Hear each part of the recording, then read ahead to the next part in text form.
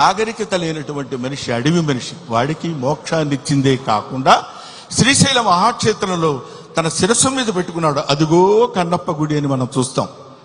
అంతటి ప్రాతిష్ఠ్యం కలిగినటువంటి ఈ అద్భుతమైనటువంటి కావ్యాన్ని చిత్రీకరించాలనేటువంటి ఆలోచన మోహన్ బాబు గారి కలగటం, ఇది అందరికీ పంచాలి, ఈ శివతత్వం అందరికీ తెలియాలి, ఈ భక్తి తత్వం అందరికీ తెలియాలంటున్నారు. కాబట్టి మహాత్ములైనటువంటి వాళ్ళకి, మహానుభావులైనటువంటి వాళ్ళకి, జ్ఞానులైనటువంటి వాళ్ళకి, జ్ఞానమే అజ్ఞానం అనుకునేటువంటి వాళ్ళకి, అజ్ఞానమే జ్ఞానం అని కూడా పరిగణించుకునే వాళ్ళందరికీ శిరస్సు వంచి, వయసులో మీ అందరికంటే పెద్దవాడైనా నమస్కరించి మిమ్మల్ని కోరుకునేది ఏంటంటే, శివతత్వాన్ని సంబంధించిన ఈ సినిమాని ఎవరు అడ్డుకోవద్దు.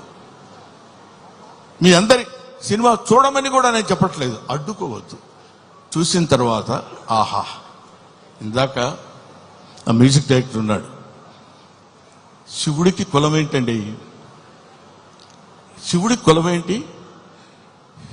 క్రిస్టియన్ ఫ్యామిలీ నుంచి వచ్చినటువంటి వ్యక్తి స్టీఫెన్సన్. మ్యూజిక్ డైరెక్టర్ పేరేంటండి? స్టిఫై. ఆయన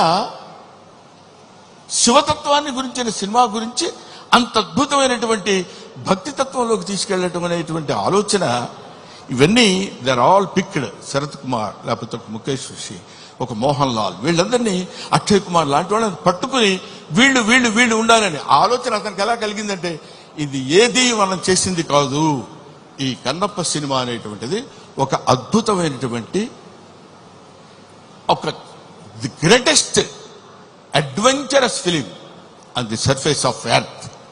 కాబట్టి భూమి మీద ఉన్నటువంటి ప్రతి వాళ్ళు, ముఖ్యంగా కుర్రకారు, భక్తి తత్వాన్ని అంటే ఏంటో తెలియనటువంటి వాళ్ళు.